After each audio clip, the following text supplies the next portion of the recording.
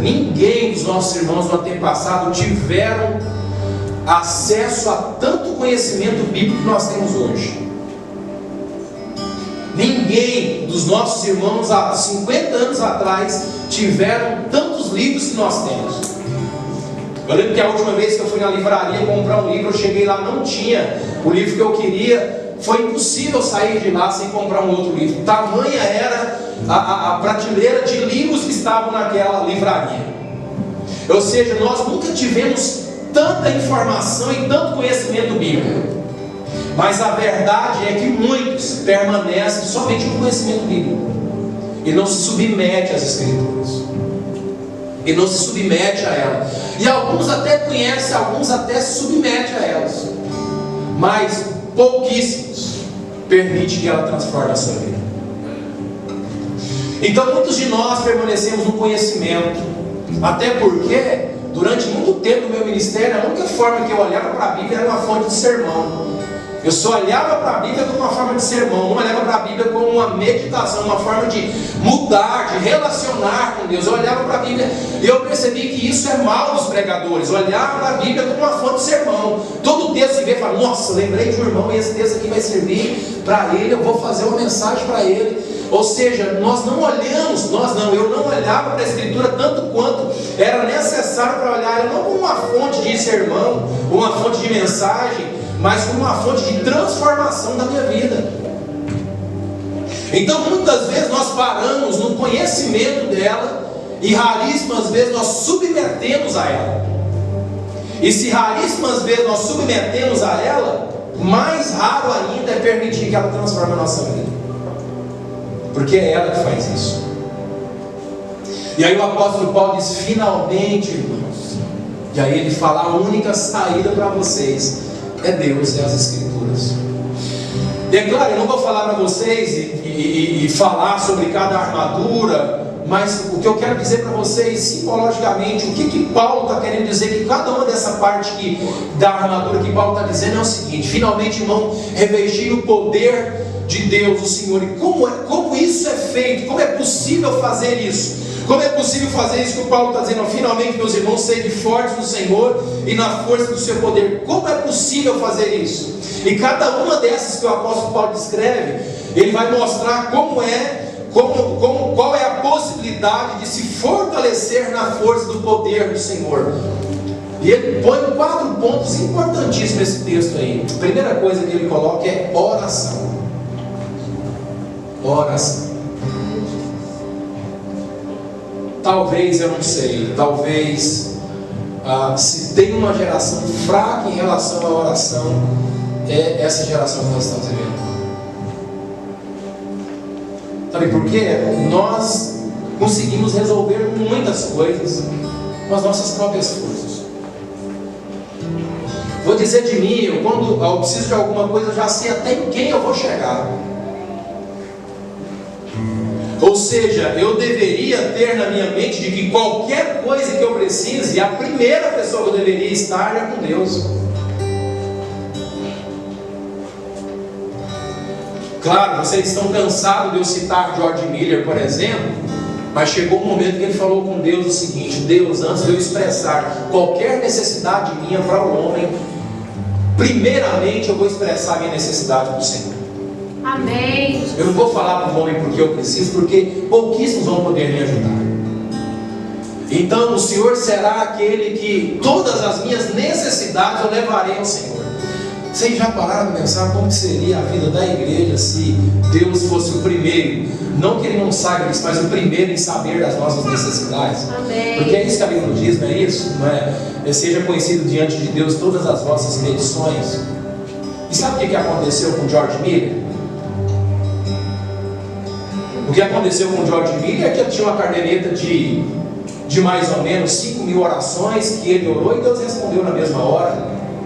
Imagina o tempo que ele não gastaria levando as necessidades que ele colocou nessas orações para o homem. Quanto tempo esse homem não gastaria em levando as suas necessidades para os homens?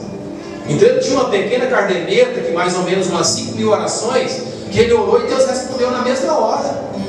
Imagina o tempo que ele não gastaria correndo atrás daquilo que ele dobrou o joelho e orou e Deus entrou com providência.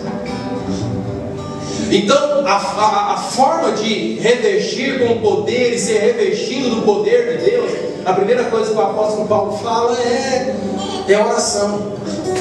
A segunda coisa que o apóstolo Paulo fala é a palavra, a importância, e tudo isso está escrito aí, irmãos, a importância de ter uma intimidade com as Escrituras, de ter uma intimidade com a palavra, de ter uma intimidade com as Escrituras.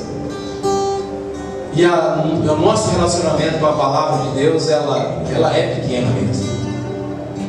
Você não conhece ninguém sem conhecer a sua biografia. Mas a terceira coisa que o apóstolo Paulo coloca, quando ele fala sobre os pés, ele está colocando o seguinte: uma forma de revestir também o poder de Deus é estar comprometido com a missão. Eu tenho certeza, ou talvez não, talvez só eu que tenho dúvida disso, mas se eu perguntar aqui qual é a sua missão, cada um de nós vamos dizer uma coisa. Sabe por quê? Nós não temos muita certeza de qual é a nossa missão. Estar comprometido com a missão é importantíssimo para pular os obstáculos e enfrentar os obstáculos, porque quando nós não temos a visão da nossa missão, qualquer obstáculo é suficiente para a gente mudar de rumo, mudar de direção.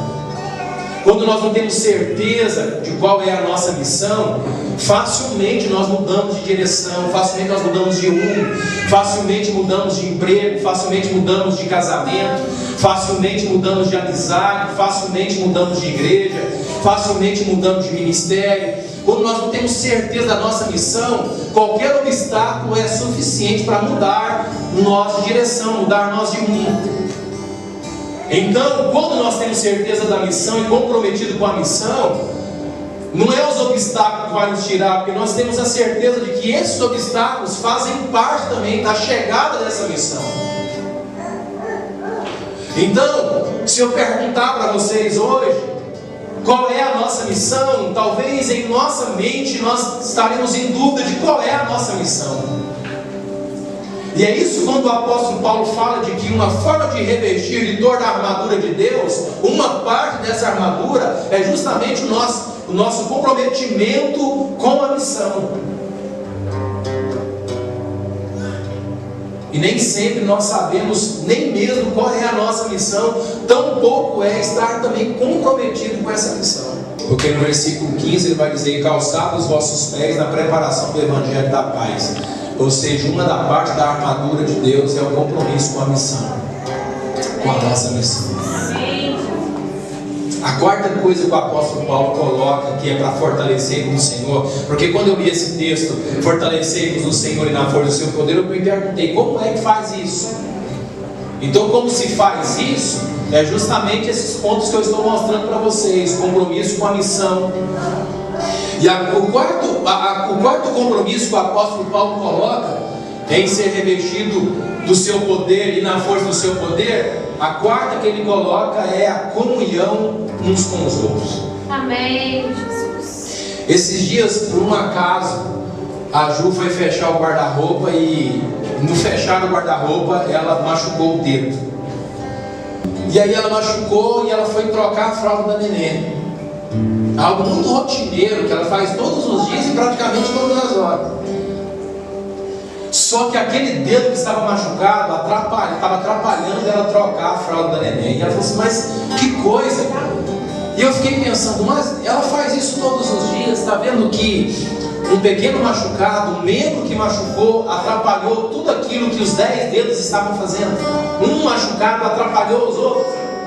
Ou seja, porque cada um tem a sua função.